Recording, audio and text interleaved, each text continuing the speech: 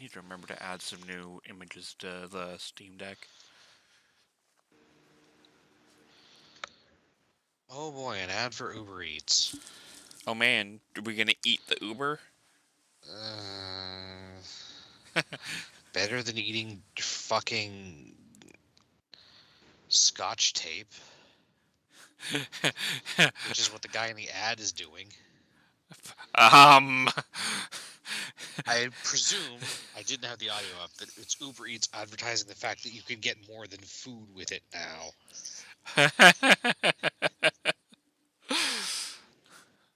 That or somebody has really fucked up.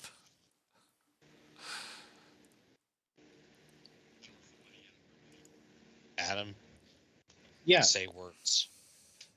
Okay, words.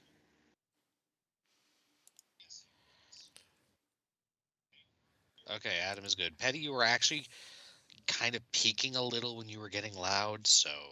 I can fix this. Alright, hopefully that's better. Yeah, Okay. I'm staying in the yellow. Yes, that's better. Alrighty. So I guess we are ready to go dig up a dead man. Yes. Alright, we begin in 5, 4, 3, 2, 1.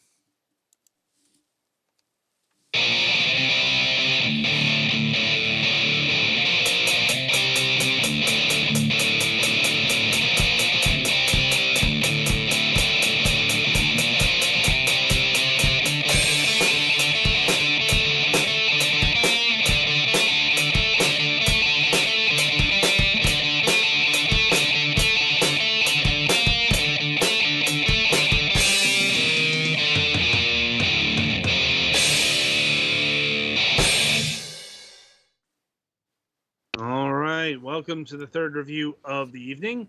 Up this time is Emily Archer and the Curse of Tutankhamun. Um, Lady Archer has been invited to Egypt to see the priceless treasure of King Tutankhamun and by her friend Lord Caveron. She arrives to find her dear friend murdered and the mask of Tutankhamun stolen.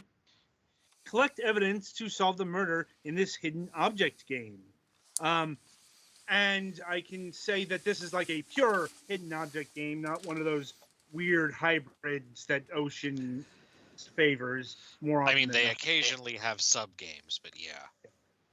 You know, and indeed, we were given the Nintendo Switch version of this particular game. Apparently, this goes all the way back to the DS. Mm-hmm. You know, and if you're wondering, seeing trailer footage, Petty has a story about that. So, I don't know if it's something to do with the fact this game uses DirectX 9, and I recently got a NVIDIA 3000 series graphics card. But whenever I try to open it, the game crashes itself immediately. This So, is on the Steam version. this is the Steam version. And it's known that's a potential compatibility issue between that software and that hardware? Potentially, yes. Okay. So, if you have an NVIDIA 3000 series card, unless NVIDIA releases a driver fix for that, just don't bother. Alright, anyway, have fun, Gulix. So yeah, this is a story of the very real incident of which after King Tut's tomb was discovered and excavated, Lord Carnarvon and several other people who worked on it died from various things. This is what the original The Curse of the Mummy thing was. Though obviously this takes a rather more fantastic tack to the situation than was what happened in actual real life, which was fairly. In real life, it was mostly a case of humans looking for patterns and finding them, even if there was nothing actual significant there. So, on the scale of the games like this one, the puzzles are at least somewhat tied to what you're actually doing. Like usually one of the objects in the puzzle is the thing you need to actually progress with a plot. It has mini games every so often. So far, I've had to play Senate and assemble a puzzle and open a lock. So presumably, it continues with multiple other things such as that. The Senate game was the hardest one because it's an actual, board game, and it doesn't actually explain the rules very well. But you also don't need to win to continue. Um, in terms of difficulty, I would put this one as probably the hardest so far of the games like this, or at least it gets hardest early in the game because of a couple of factors. One, it does the full, you only have access to a certain number of things, like 6 things at once that you can click out of all the things in the area. Two, it's very strong on the fucking ambiguous words for like, what does a bow mean? Is that a tied ribbon? Is that a device for launching arrows? Or is it the thing you use to play a violin? Because it's been all three fairly early in the game. And the third reason why it's the hardest is because while it does have a hint system, I did not find any difficulty variance in this game, and the hints in this game are actually limited. You start with 5, and allegedly each scene has an ankh in it that you can click on to get more. To get each ankh will give you one additional one, although you can only hold 5 at a time. And I found like 2 of them in the like 10 or so scenes I did. And I was not even super far along in the plot. I actually stopped playing because I was out. And so, if you want to play this on the Switch, I strongly recommend against playing it in handheld mode because this game has many small things that you have to click on that don't necessarily stand out super well sometimes. A bigger screen would probably help with that.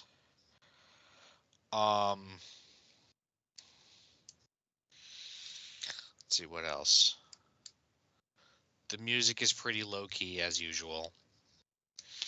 What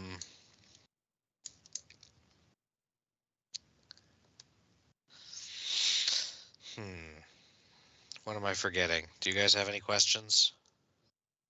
Not as such. No. I think I'm good. Like, So yeah, I reckon. Oh yeah, and the controls are the usual.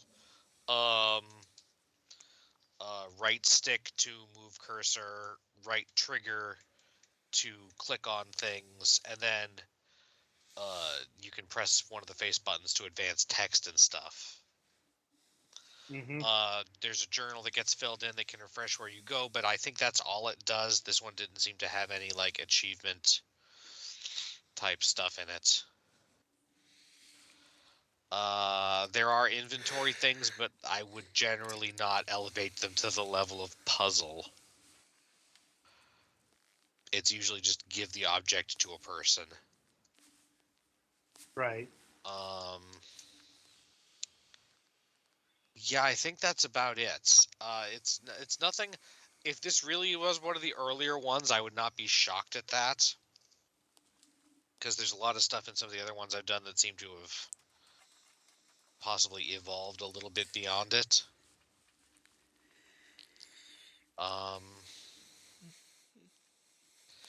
Yeah. The closest thing there is to a hint on this version is that if you the closest thing there is to a system besides the actual hint system is that if you mouse over or cursor over something that is actively selectable at the moment, the cursor will glow. And this one does the thing that one of the other ones did before, maybe 2, where if you click like 3 times without finding something. It might be 4. The screen gets laid over with a semi-transparent image of sand to waste your time, but the idea is that it keeps you from just finding everything by rapidly clicking everything on the screen. Mm-hmm. Not that that would work anyway necessarily, because some of the things are really freaking hidden.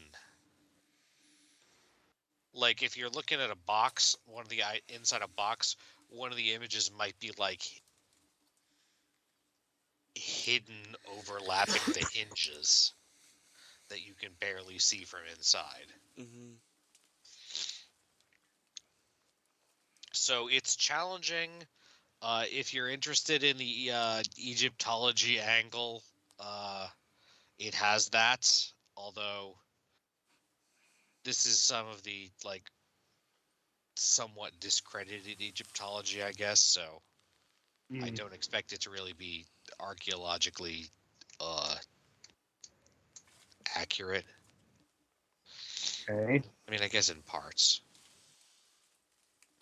Right. I don't know. That's about all I got. It was of the games like this. This was harder and more narratively based. But didn't have some of the convenience features and isn't particularly pretty, I guess. I don't know.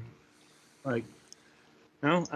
In terms of pricing, so this is coming at a strange time because at time of recording the base price of the Steam version is $3.99, but it's on sale for $2.67, and the pricing for the Nintendo Switch version is usually $9.99, but it is on sale for $1.99. That Because is fuck you. that is a very significant discount. Yes, yes, it is. This is cheaper than the discounted Steam version. Like, so your take on the situation, Galix? Well, it's certainly worth it if you're interested in hidden games at all for like a couple bucks.